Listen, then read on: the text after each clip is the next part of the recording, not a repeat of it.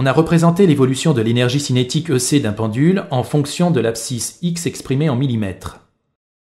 L'énergie cinétique maximale atteinte par le pendule est égale à EC max. En l'absence de frottement, l'énergie mécanique se conserve, donc EM est constante. Or, lorsque le pendule est vertical, son énergie potentielle est nulle, donc EM égale EC max. Ainsi, on peut tracer l'évolution de l'énergie mécanique EM en fonction de l'abscisse x. C'est une droite passant par EC max. Traçons l'évolution de l'énergie potentielle EP en fonction de l'abscisse x. Considérons une abscisse x1 du pendule.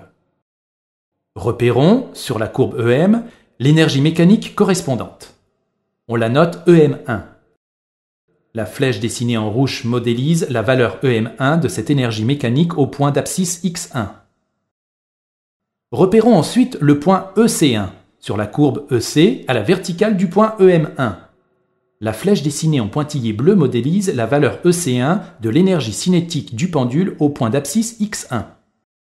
Modélisons, par une flèche égale et opposée à la précédente, la grandeur moins EC1 et reportons cette flèche à partir du point EM1.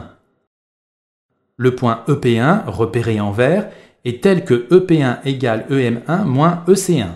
C'est l'énergie potentielle du pendule au point d'abscisse x1.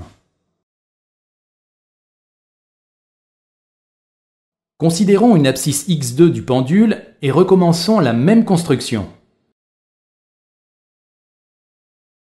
Le point EP2 repéré en vert est tel que EP2 égale EM2 moins EC2. C'est l'énergie potentielle du pendule au point d'abscisse x2.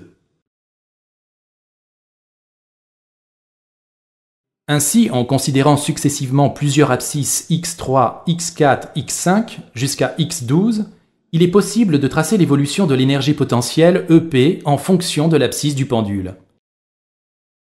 C'est la courbe dessinée en vert sur la simulation.